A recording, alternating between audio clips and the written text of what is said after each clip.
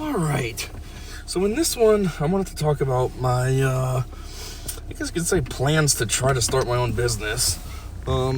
It's something I've been thinking about for quite some time now, actually. Probably since about, 2019. But I'm ready to start getting more serious about it. Because back in 2019, I had more just like a concept. I didn't really have a strong idea, so I didn't really know how I could properly go about doing this.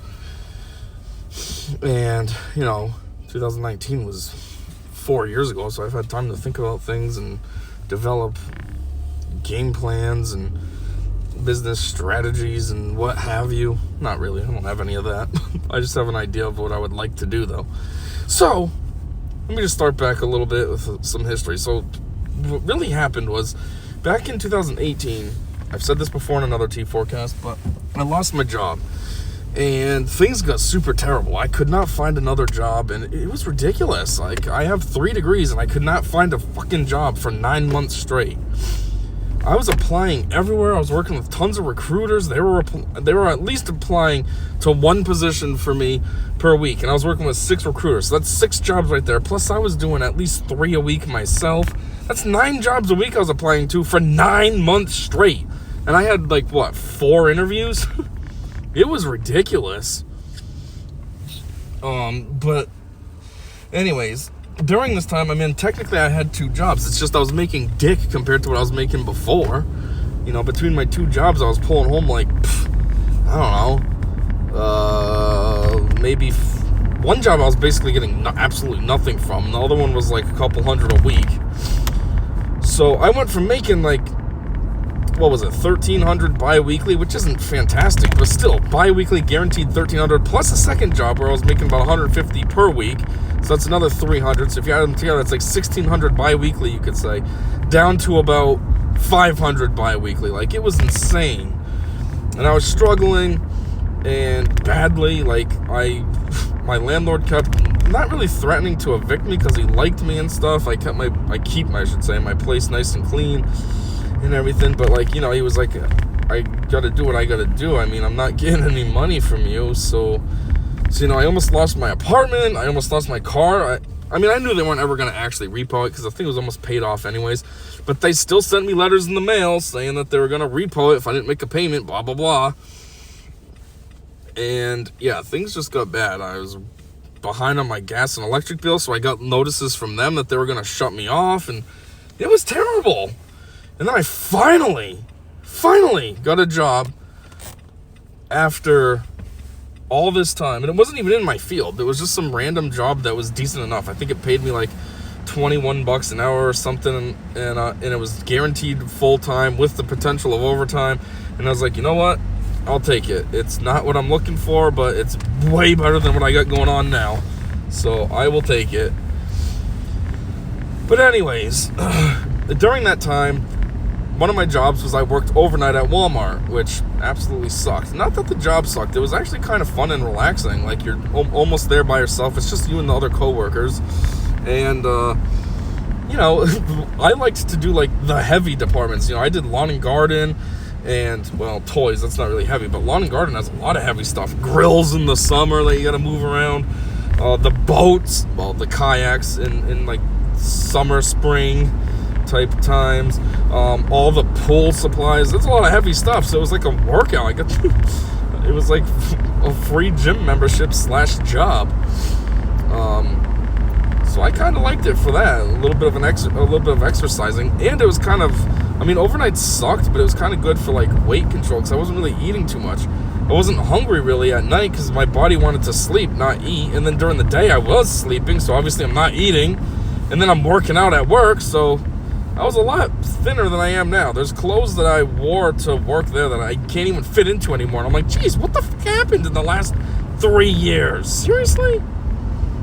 It's ridiculous. But anyways, back to the point of my story to say that. There's one day that I was working in chemicals, which that's also heavy stuff.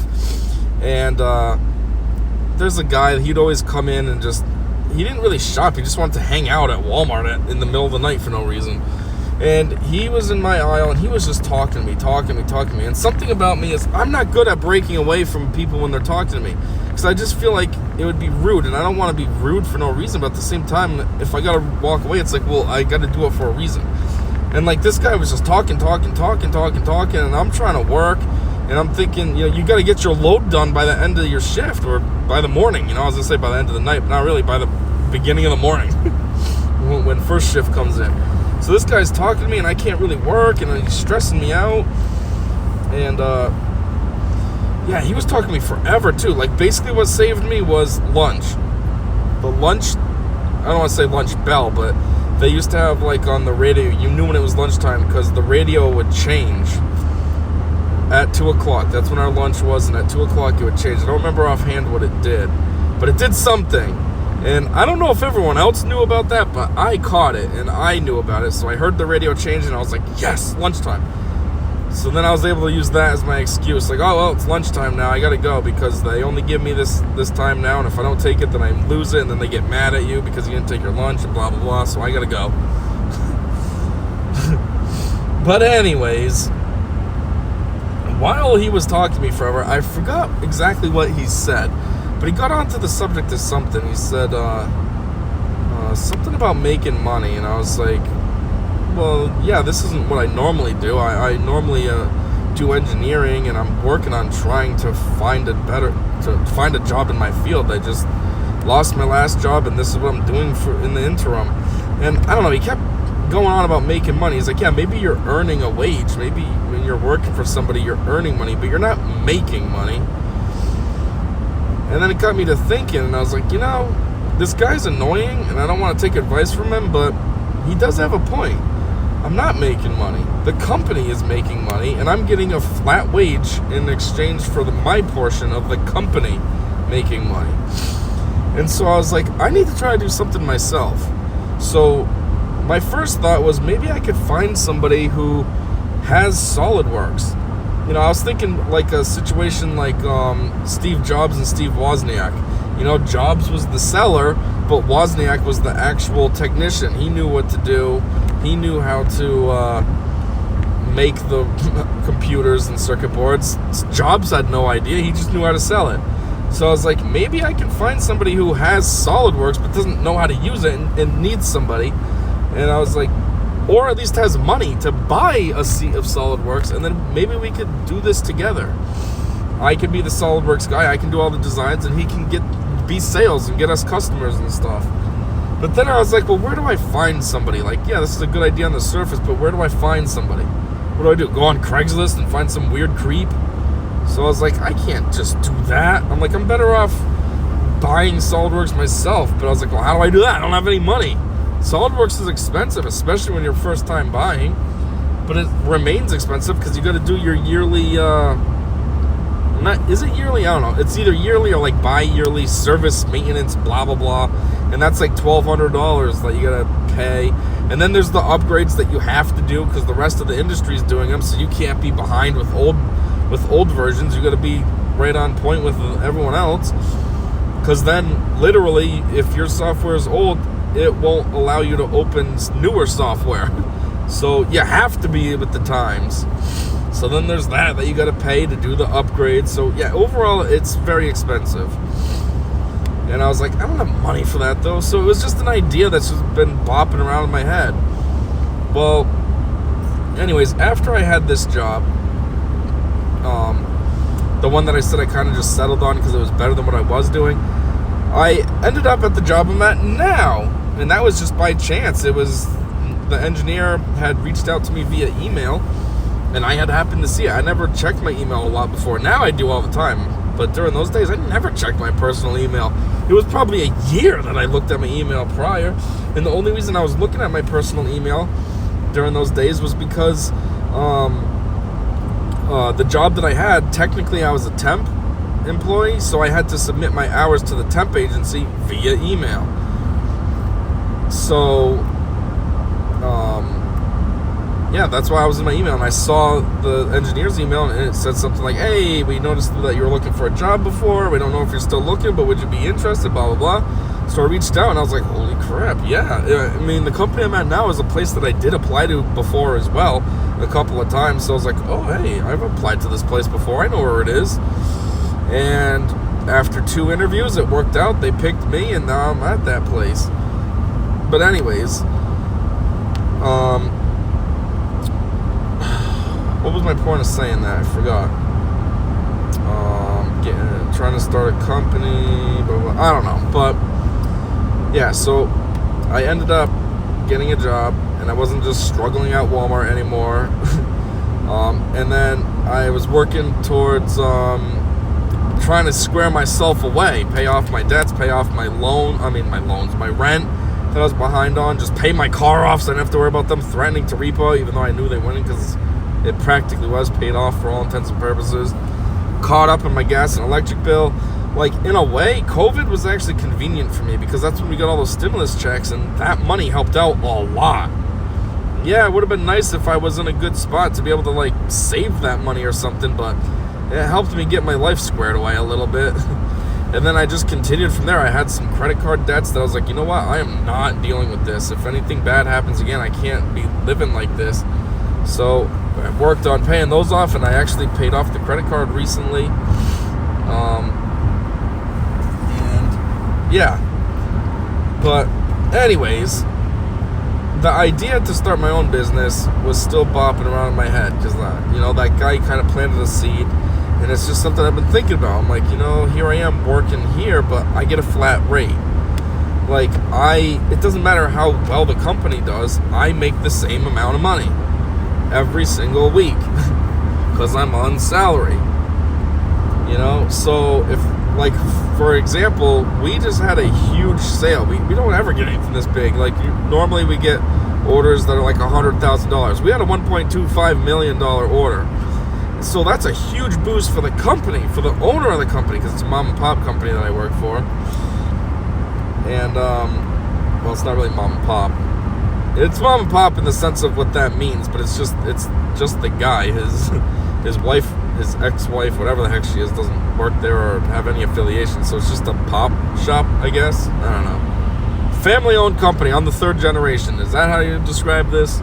Anyways, yeah, so that $1.25 million... that's a huge boost in his pocket. Do we see any of that? Do I, as engineering, see any of that? No.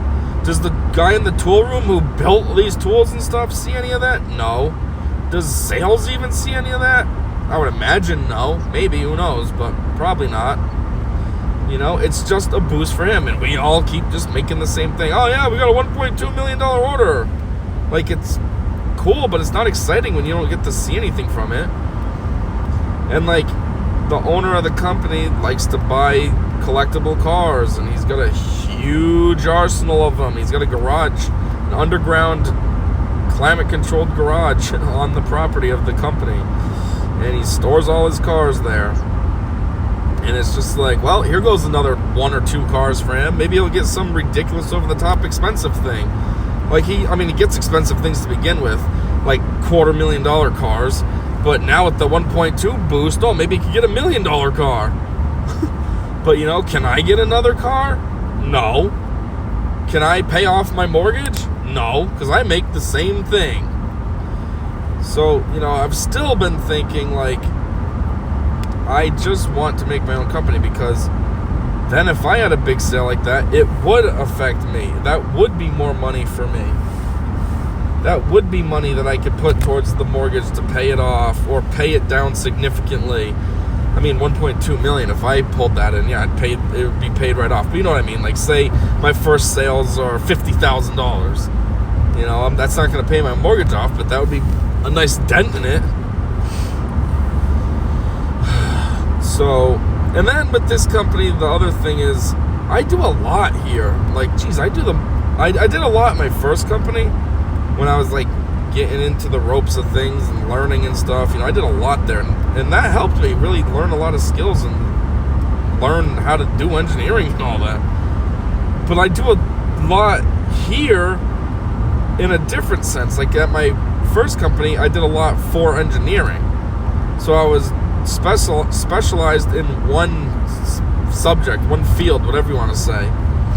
Where at my company now, I do engineering. I am the engineer. We have one engineer, and it's me. So I'm all of engineering. I have to fill in for quality with quality calls out because we only have one quality person. So in a way, I'm also quality. And I play a huge portion of sales. Anytime there's a new order that comes in, I do the quotes. I do the sales order audits before they go out to the plant. I now finalize the quotes as well. Before I used to just do the quote. Now I gotta I not only do the quote, but I gotta write it up in the system and get it sent out to the customer. What else do I do? I do a ton for this place. And I think about it and I'm like, geez, I basically am running a company as it is. You know what I mean? I'm doing the engineering. I'm doing the majority of the sales. Like, doing my own QC most times. At this point, I might as well just do this for myself. You know what I mean? I'm doing it all for the company and getting a flat rate salary in exchange. Like, I think about it, like, if I quit on the spot, well, not just me, a few people. It really would take 4 people to quit on the spot, and the company would be screwed over, basically.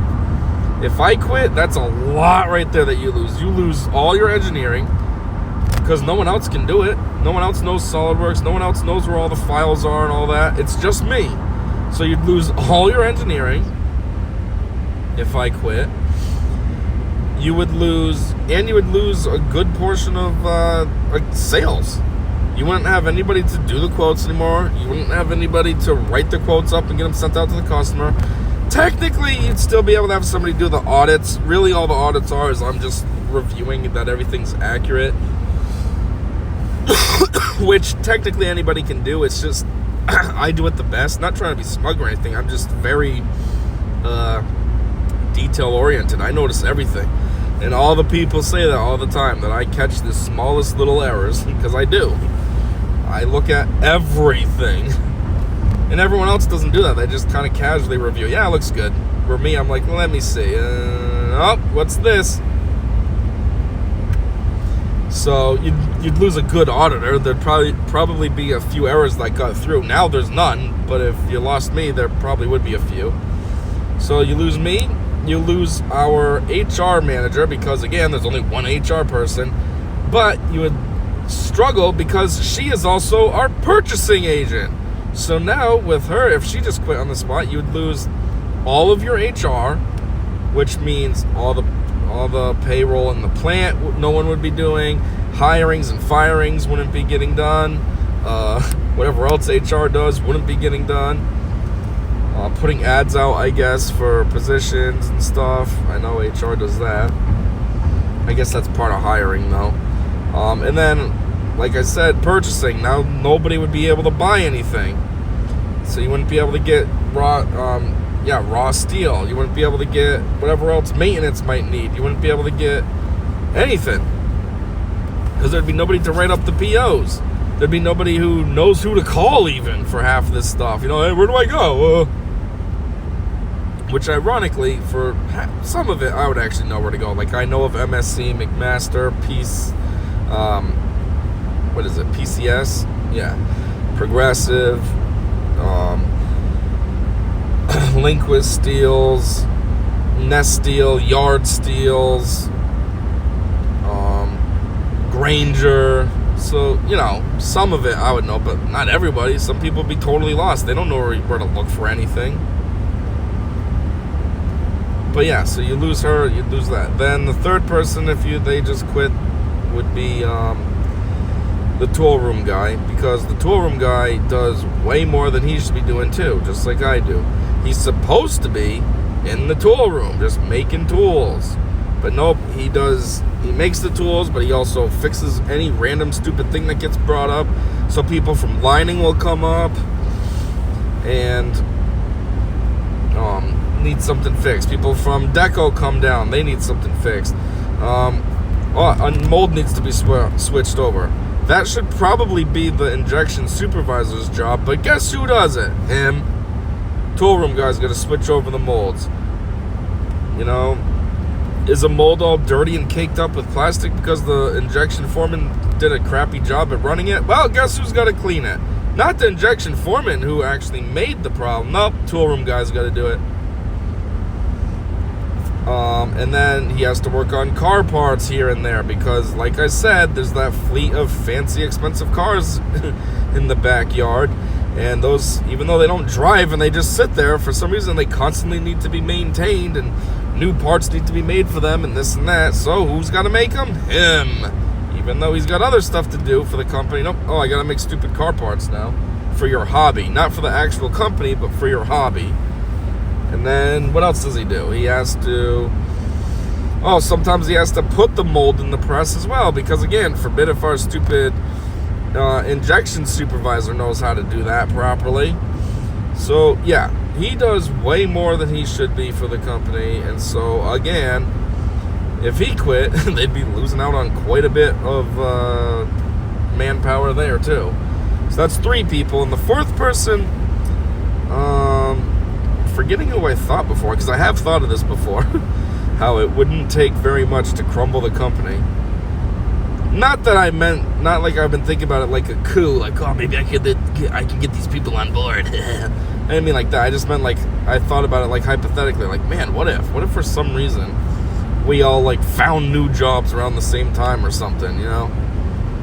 But the 4th one, I don't know, I'm confused.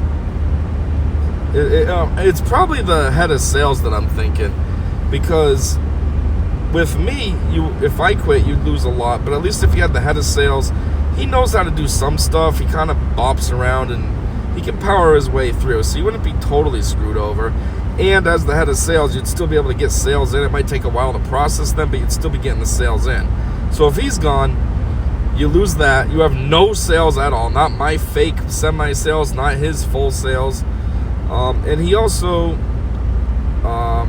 really can help out in the metallizing department, because that's something that he used to work on a lot at his last company. So now you'd lose all that like tribal knowledge. He also bops around up in deco, because again, that's something he did at his last company.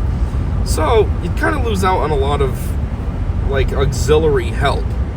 A lot of people go to him to ask questions, and if he quit, well, you don't have him anymore, you don't have sales, and you don't have that help.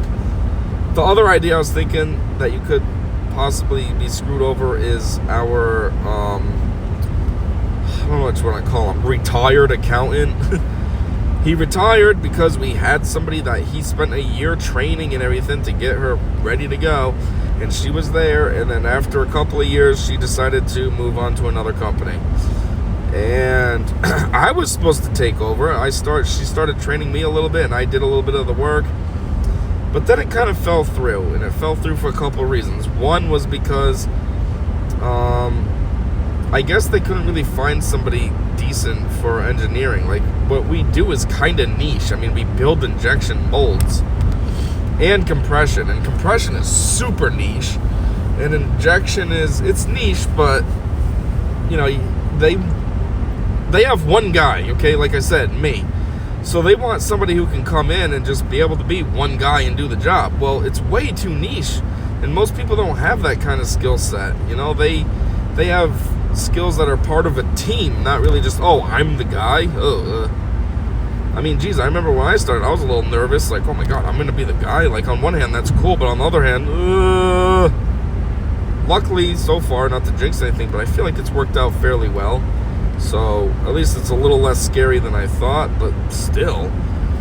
But yeah, so anyways, we had a couple interviews for my job, but they didn't really work out. They were way too niche. The guys that we had just had like no injection molding experience, and it was like, yeah, this ain't gonna work. Like, you need to be able to come in and just do this, and you have no experience. Like, yeah, you had a lot of engineering experience, but not what we do.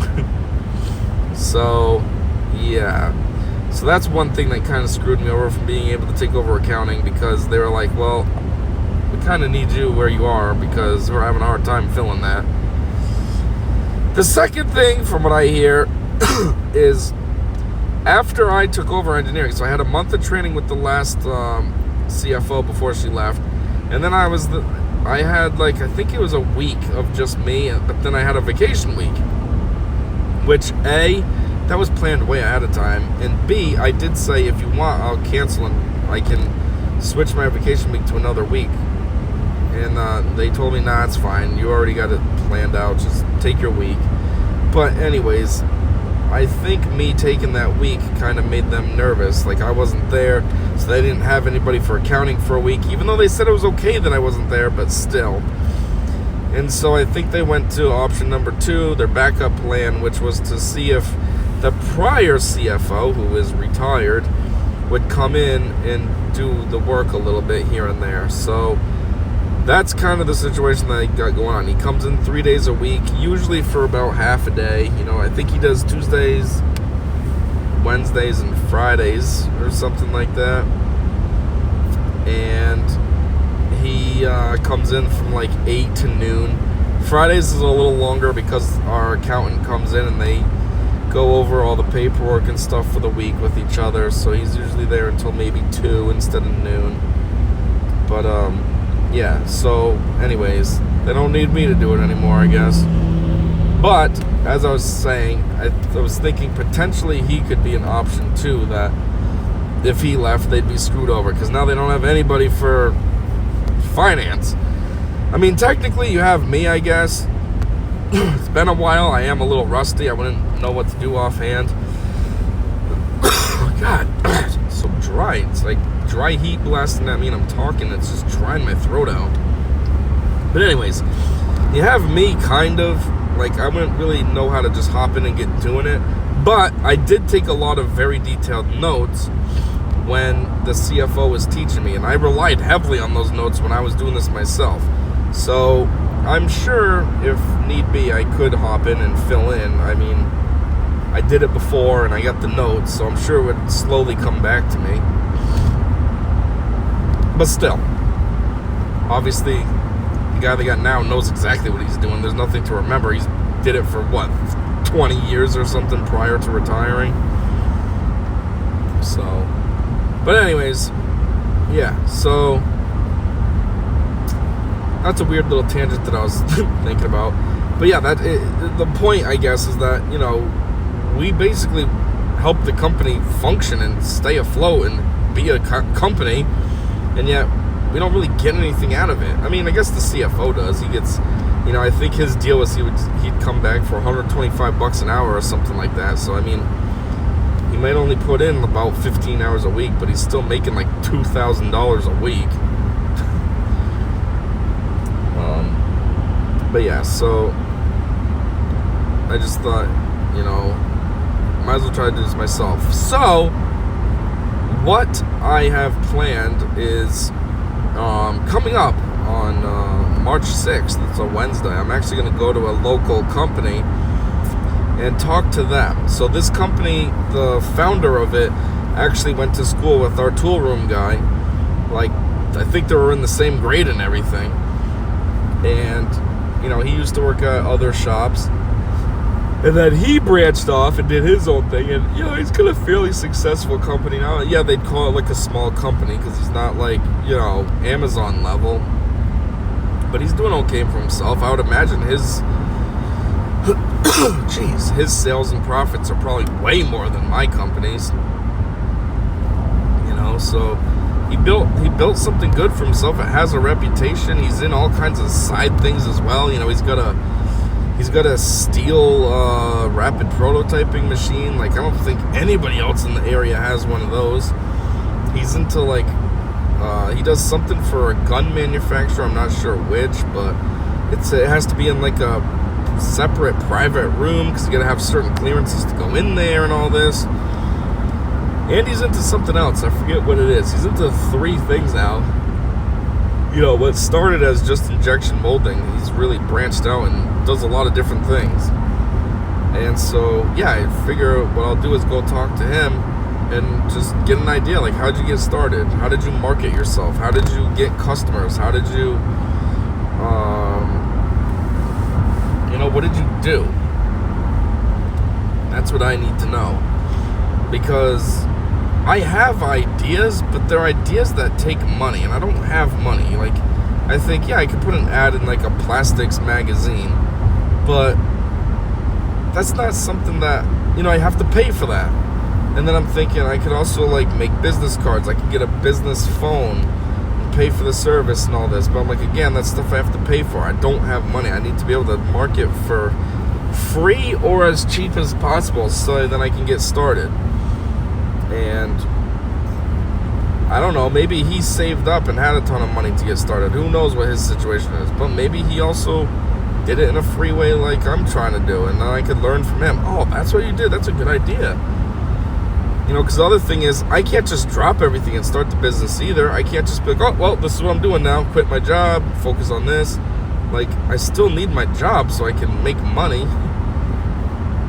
Well, earn money. I guess I'm not making it, right? We already went over that. But I still need my job so I can get a steady pay, have a steady stream of income. And, so it's not like I can go travel around and try to be like a traveling salesman and get business that way. Or it's not like I can,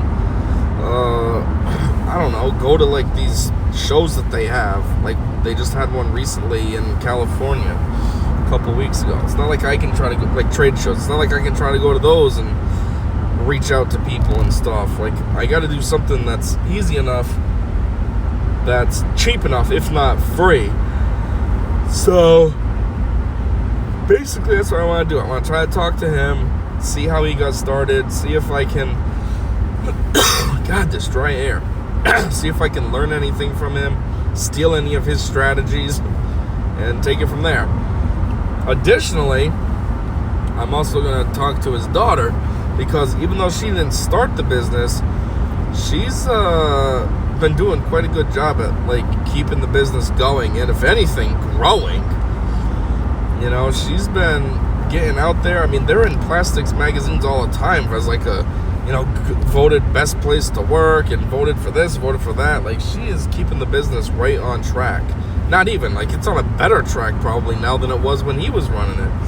And he built it up to something pretty impressive. So, you know what I mean? Like, they're both doing a lot of work to make a really solid, great company. So I'm like, yeah, she didn't start the company, but I'm sure I can learn a lot from her, though, regardless. Like her strategies to keep the company moving forward, and her strategies for advertisement. Yeah, I know, they got a company now, so they got tons of money that they can advertise with. But still, there might be ideas in there that I could play with. Oh, I never thought of that. Yeah, you do this, and it costs you $1 million to put an ad. But I could probably do it this way, and it would only cost me this. You know what I mean? Like, you just pick their brains and get some ideas and get started. I'm also hoping that maybe we can set up a deal with each other, almost like Shark Tank type of situation, where they kind of, I'm almost like a subsidiary of them. You know what I mean? Like, they have like 10%, 15% in me, 25% in me, whatever, and they help market me and stuff so that I can get business, because in turn, the better I do, the better they're gonna do if they get a 25% stake in me. You know what I mean? So I'm like, who knows, maybe that would be pretty awesome too. I mean, he is into getting into all kinds of things. Like I said, he's in the gun stuff, he's in the steel rapid prototyping, and he's into something else in addition to his company. So who knows, maybe he would be interested in trying to make some kind of partnership with me, which would be kind of cool. I mean, especially at first it'd be cool. In the long run, maybe it would suck, like say I start getting established and I have a customer base, but like he's got a 25% stake in me. That would suck. If I become a multi-million-dollar company one day and he's got a 25% stake in that, it would be like, ugh. You know what I mean? Because say I pull in $10 million, well, $2.5 million of that is his. So that would suck. But to get started, it would be great.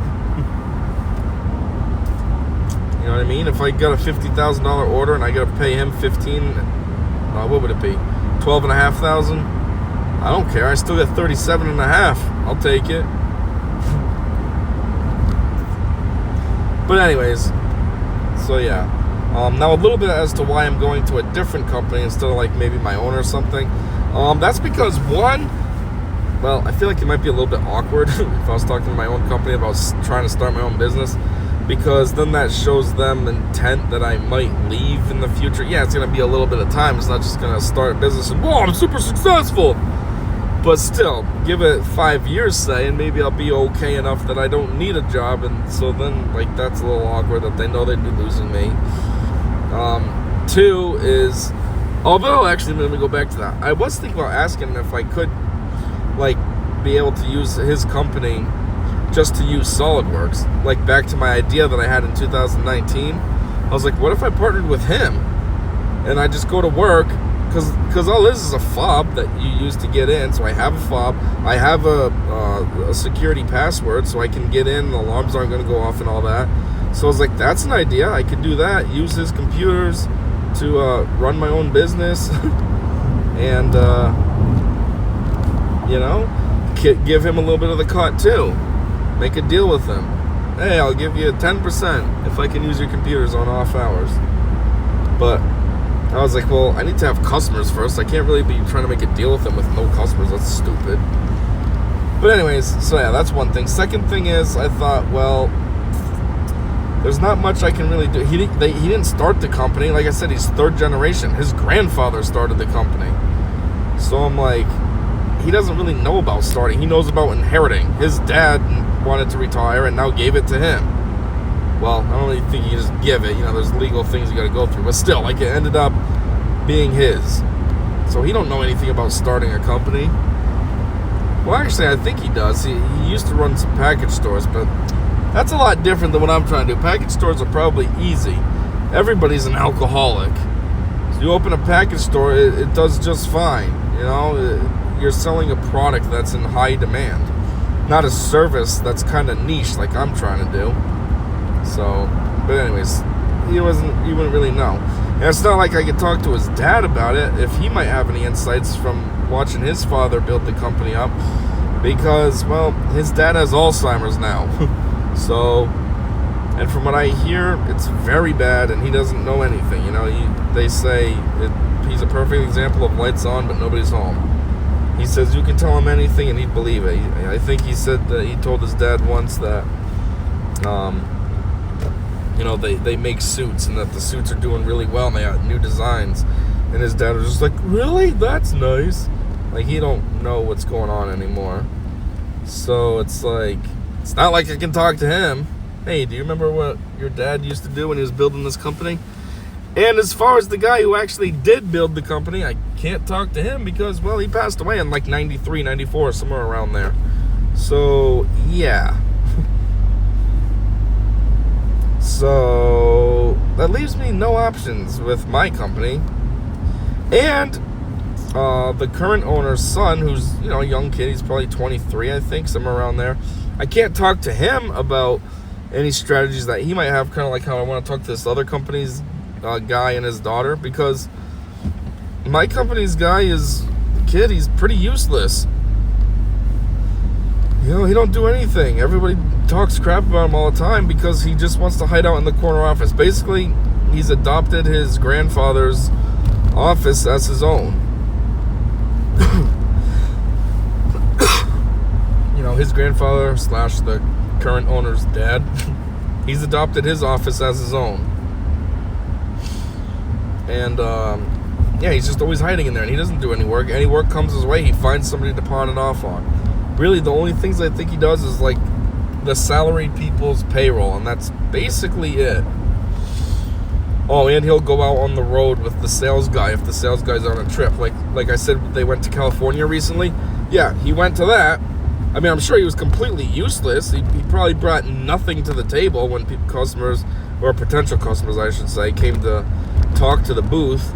But he still went. So yeah, it's not like I can learn anything from him either. And he'd be too young to know about what his great-grandfather was doing because his great-grandfather passed away before he was even born. Like, what, 8 years before he was born? So he's useless to talk to, so I really can't turn to my company because I would get nowhere. I would learn nothing. I would get no answers. It would be a complete waste of my time. And it also could possibly be awkward, like I said, with how they would know potentially going to be leaving the company in 5-10 years, even though that's a while out, but still. Anyways, I think I remembered what I wanted to say a long time ago, now that it's way out of context. But what it was I was going to say, what I want to do for my business now that I've thought of it more, is I want to be like a middleman, like a project manager. I want to be somebody that a customer could come to and just tell me what they want, and I could do everything for them from start to finish. So they could come to me with just a concept of something. They don't even need to have a sketch or anything, just a concept. Hey, I'm looking for something like this. Give me some general idea of how big you need it to be and stuff, and then I could like draft it up, present them with prints for their approval, and then take it to the next step. Get a mold designed for it, and then if need be, even find a mold shop that could run the mold for them. Just do everything for them from A to Z. That's what I want to do. I figure after all this time in the industry, since 2011, I've built up a lot of contacts with a lot of companies. So like, I know people, so it's not hard for me to get all this done. And if I don't know directly, I'm sure one of my contacts would know, you know what I mean? So I have resources. But yeah, so I want to do that. And then obviously at first there'd be a lot of, like, not freelance, but I'd have to outsource everything. But the hope would be that maybe someday I would get big enough as a company, and then I could have my own facility, buy my own facility, and then I could start bringing some of that in. I could do the design work in-house because I would have computers that had SolidWorks. And then I could bring in, I could have, so I could mold, I could design the parts, then I could design the mold. Then maybe get a tool shop so we could build the molds in-house. Then get some presses so we could run the molds. And then I really could be a one-stop shop. Additionally, not only do I want to do molding, but I want to offer other services as well. Like I have a family member who is an accountant. Like he works at H&R Block. He might even own a branch of H&R Block. I'm not entirely sure. I know he was the manager, and he was talking about how they were going to sell it to him, but I don't know if that actually happened or not. But if it did, then that means he owns an H&R Block. And my point is I could also offer those services. Like, hey, do you need some accounting service? Yeah, I'm not going to do it, but I could outsource it to him, and then he could do it. So that's another service that I could offer. And what else was I thinking I could offer? Oh man, I don't remember offhand, but I did have one other thing. Like, I want to be able to be like a one-stop for anything that you could need. Primarily with engineering and or molding, but just a lot of other stuff too that could be helpful. And obviously if I had my own facility, then over time I could hire my own accountants. That way then I could offer a way better rate than like H&R Block and all that does. You know what I mean? I can be competitive with them. Hey, come here to get your taxes done. Instead of paying $550 like Jackson Hewitt wants, I'll charge you $250. Boom. Now those places don't get any customers because they're all going to me because I'm a way better deal. So that's kind of my idea overall. It's evolved from what it was at in 2019, but I just don't really know how to get started. So that's kind of where I'm at now. It's something, like I said, I've been thinking about for a while, and I've been getting a lot more serious about it in the last year. I just don't know what to do to get started and get marketing. So hopefully that changes and I can start actually like having ads or something floating around out there in the coming months. That would be pretty cool. Anyways, compared to a lot of my T4Casts, this was a lot shorter, but that's really all I wanted to talk about. So, yeah, that's all I got. And until whatever comes next, I said see ya.